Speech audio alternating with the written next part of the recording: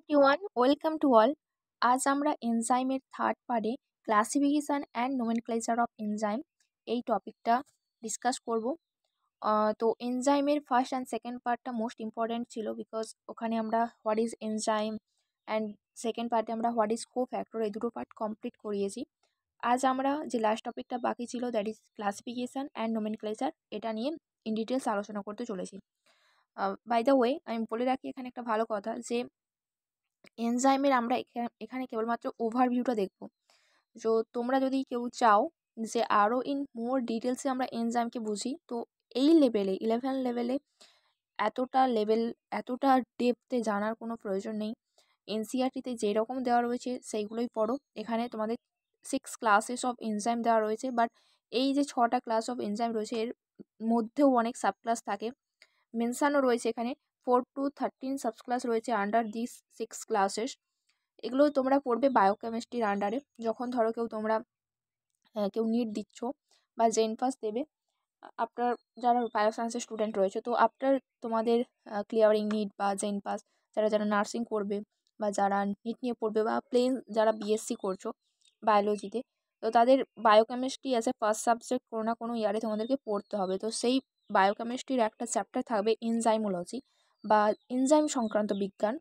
সেখানে তোমরা এই এনজাইম সম্পর্কে আরও মোর ডিটেলসে পড়বে, স্ট্রাকচার সম্পর্কে অ্যান্ড নোমেনক্লেচার সম্পর্কে আরও মোর ডিটেলসে তোমরা জানতে পারবে। বাট ইন ক্লাস 11 এতটা ডেপথে তোমাদের জানার দরকার নেই। ওকে, তো জাস্ট ওভারভিউ। তো সেটা কি, চলো আমরা জানি।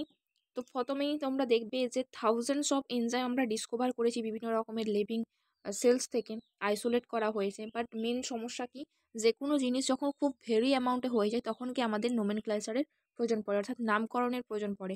নাহলে আমরা চিনবো কোথা থেকে যে এনজাইমটা কোথা থেকে আইসোলেট হয়েছে বা এনজাইমের কাজ কি। সেই কারণে কোনো একটা জিনিসের নাম দেওয়া, যেমন তোমার নাম হচ্ছে, ধরো কারো নাম রয়েছে সাথী। ওকে, তো সাথী বেরা, জাস্ট ফর এক্সাম্পল সাথী বেরা। তো আমরা ওখান থেকে বুঝতে পারি, এবং তার বাবার নাম কিছু একটা রয়েছে, দ্যাট ইজ ধরো এক্সাম্পল মিলন বেরা। তাহলে সেখান থেকে আমরা বুঝতে পারি সাথী মিলনের মেয়ে, কোথা থেকে অরিজিনেট হয়েছে, বেরা বংশের।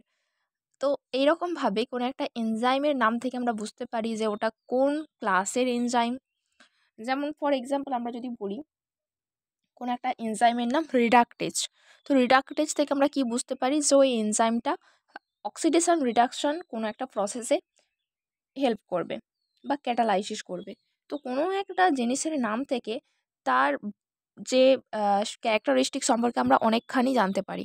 তো দ্যাটস ওয়াই আমরা এনজাইমের নাম করি। ধরো তোমাদের যে কেমিস্ট্রিতে, ফর এক্সাম্পল কেমিস্ট্রিতে তোমরা ডিফারেন্ট টাইপসের কি পড়েছো, এলিমেন্টস পড়েছো। তাহলে ওই যে পিরিয়ডিক টেবিলটা পড়ার কারণ কি, যখন অনেক এলিমেন্টস হয়ে যায় তখন তাকে মেমোরাইজ করা অতটা সহজ হয় না। তখন আমাদেরকে একটা ছক করে নিতে হয় যে এই পিরিয়ডের এলিমেন্টসগুলো বা এই গ্রুপের এলিমেন্টসগুলো সিমিলার প্রপার্টিস শো করছে। দ্যাটস ওয়াই আমরা একটা গ্রুপে রাখছি, যাতে করে একটা কোনো এলিমেন্টসের প্রপার্টি সম্পর্কে আমরা যদি জানি, সেই রিলেটেড আরও যে ওই গ্রুপের আন্ডারে আরও যতগুলো এলিমেন্টস রয়েছে তাদের ব্যাপারেও আমরা বিস্তারিতভাবে জানতে পারবো। তো সেই কারণে কোনো একটা জিনিসকে মোর প্রিসাইজ করে খুব টেবিল ফর্মে করা, বা ট্যাক্সোনমিতে তোমরা পড়েছো বায়োলজিতে, লিভিং ওয়ার্ল্ডে first chapter of class 11 taxonomic hierarchy পড়েছো। ট্যাক্সোনমি বা কোনো একটা জিনিসের নামকরণ হচ্ছে এমন একটা জিনিস যেখান থেকে ওর প্রপার্টি সম্পর্কে আমরা অনেকখানি জানতে পারি, এবং সেই সঙ্গে সঙ্গে এক নামেই সারা পৃথিবীর সমস্ত মানুষ এক নামেই ওকে জানবে। যখন জাস্ট ফর এক্সাম্পল ধরো তোমাদের আমকে আমরা কি বলবো, বাংলাতে আম বলছি, অন্য কোনো রাজ্যে সেটাকে অন্য নামেও ডাকতে পারে। আমাদের দেশের মধ্যে বিভিন্ন রাজ্যে বিভিন্ন রকম নাম হতে পারে, বা আমাদের দেশের অন্যান্য কান্ট্রিতে আমের নাম আলাদা হতে পারে। বাট আমরা যদি একটা নাম স্থির করে দিই, that is Mangifera indica, that is the scientific name of mango, তাহলে আমরা এক নামেই বুঝতে পারবো যে আমরা ম্যাঙ্গোর কথাই বলছি। সবাই বুঝতে পারবে অ্যাকচুয়ালি যে ম্যাঙ্গিফেরা ইন্ডিকা দ্যাট ইজ আম। আমরা আমাদের ভাষায় আমরা বুঝলাম আম, অন্য যারা ব্রিটেনে থাকে, এই লন্ডনের বাচ্চা তারা বুঝবেন না এটাকে ম্যাঙ্গো বলা হচ্ছে, এটা খুব একটা রসালো ফল, মেজোকার্পকেই আমরা খাই। সো সেই কারণে কোনো একটা জিনিসের নামকরণ করা। সিমিলারলি এনজাইমসের ক্ষেত্রেও আমরা নামকরণ করি, যাতে করে সবাই আমরা জানতে পারি যে অ্যাকচুয়ালি ওর কাজটা কী, ও কী করছে। এবারে কি এনজাইমকে আমরা 6টা ক্লাসে ডিভাইড করেছি, 6 ক্লাস। তো কী কী রয়েছে ক্লাস, দ্যাট ইজ অক্সিডো রিডাকটেজ বা ডিহাইড্রোজেনেজও বলা হয় একে। সেকেন্ড হচ্ছে ট্রান্সফারেজ, থার্ড হচ্ছে হাইড্রোলেজ, ফোর্থ হচ্ছে লাইগেজ, অ্যান্ড তারপর তোমাদের রয়েছে আইসোমারেজ এবং লাইগেজ।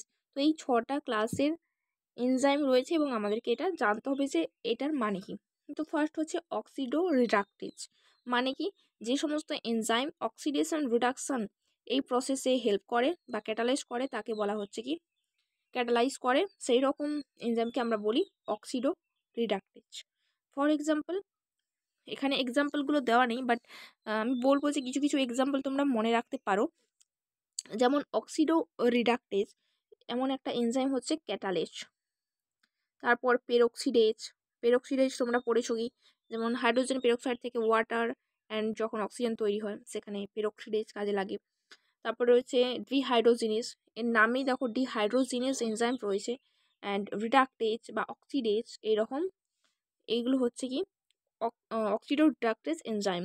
এদের কাজ কি, দুটো সাবস্ট্রেট থাকে, এই সাবস্ট্রেটের মধ্যে একটাকে রিডিউস করে আর একটা অক্সিডাইজ করে। কিভাবে করে, ধরো অক্সিডেশন রিডাকশন কি হয়, এখানে একটা যখন কোনো এলিমেন্টস থেকে ইলেকট্রন বেরিয়ে যায় তখন কি হয়, তখন ওটা অক্সিডাইজ হয়ে যায়।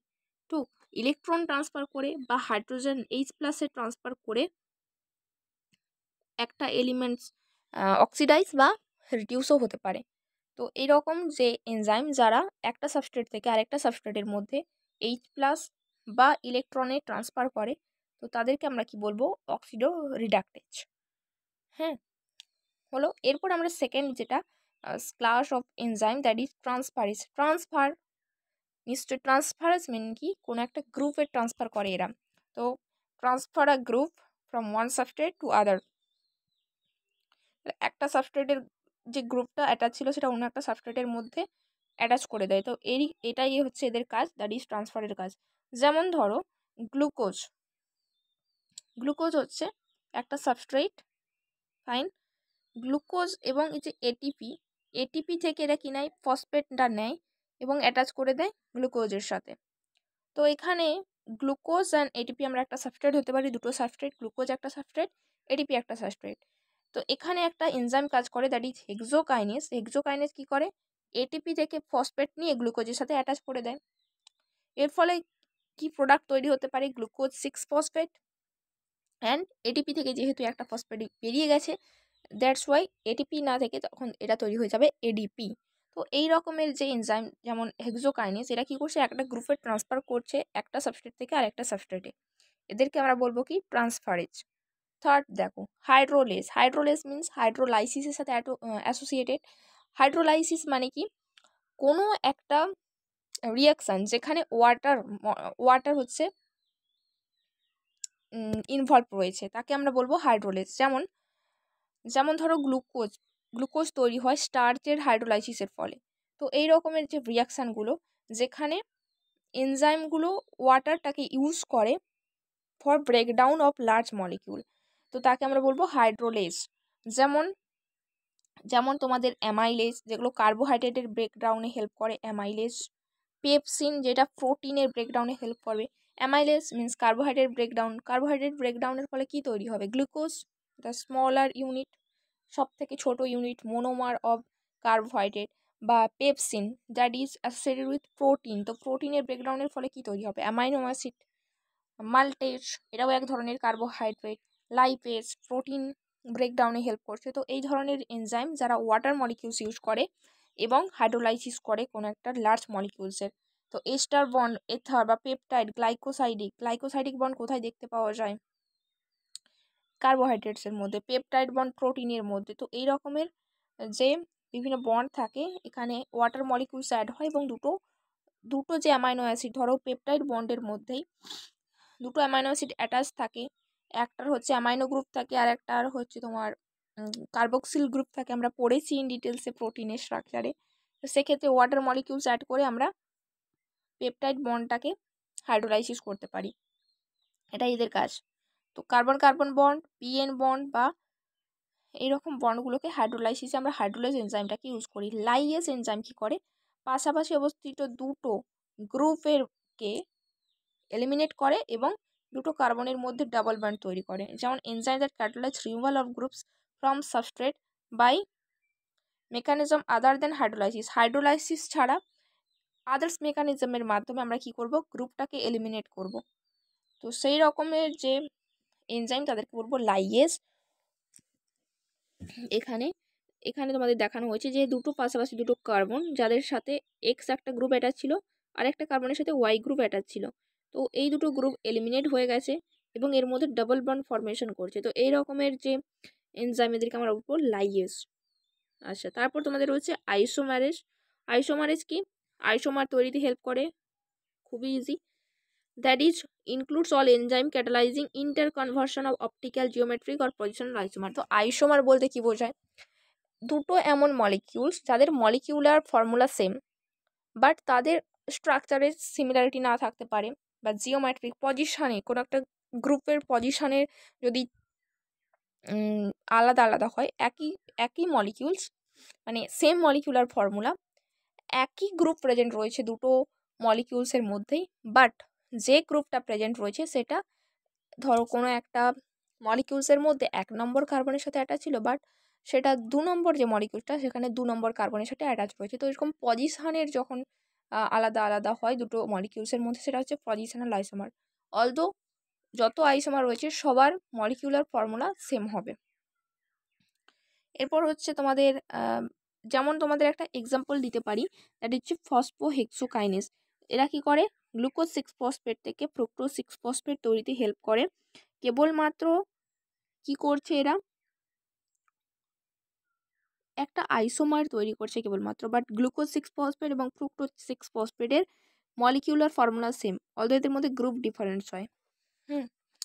যাই হোক, এবার হচ্ছে তোমাদের লাইগেজ। তো লাইগেজ তো তোমাদের সাথে তোমরা খুব ভালোভাবে পরিচিত এর সাথে, যেমন ডিএনএ লাইগেজ, যারা কি করে দুটো নিউক্লিওটাইডসের মধ্যে বন্ড ফরমেশনে হেল্প করে। তো লাইগেজ হচ্ছে কি করে, যখন দুটো কম্পাউন্ডসের মধ্যে এরা লিঙ্কিংয়ে হেল্প করে তাদেরকে আমরা বলি লাইগেজ। কার্বন অক্সিজেনের মধ্যে carbon sulphur, carbon nitrogen, phosphate oxygen, এদের মধ্যে কি করে বন্ড ফরমেশনে হেল্প করে, তাদেরকে আমরা বলি লাইগেজ। যেমন DNA ligase most common example. তো এগুলোই ছিল তোমাদের অল 6 ক্লাসেস অফ এনজাইমস। এর আন্ডারে আরও রয়েছে প্রত্যেকটা ক্লাসের মধ্যে 6 থেকে 13টা মতো সাবক্লাস রয়েছে এবং এদের নামকরণের বিভিন্ন 4 ডিজিট দিয়ে নামকরণও করা হয়, বাট এটা তোমাদের সিলেবাসে নেই। জাস্ট এইটুকুই ছিল যে কতগুলো ক্লাসের এলিমেন্ট হয় এবং তার নামগুলো কী কী। তো মনে রাখবে 6 ক্লাস অফ এনজাইমস কী কী হয়, oxidoreductase, transferase, hydrolase, ligase, isomerase and ligase. এটাই ছিল আজকের ভিডিও। তো ভালো লাগলে ভিডিওটাতে অবশ্যই একটা কমেন্ট করে যেও এবং দেখা হচ্ছে তোমাদের সাথে নেক্সট ভিডিওতে। পরের টপিক কী হবে খুব তাড়াতাড়ি তোমরা জানতে পারবে, আমি পোস্ট করে দেবো। So stay tune two biology world.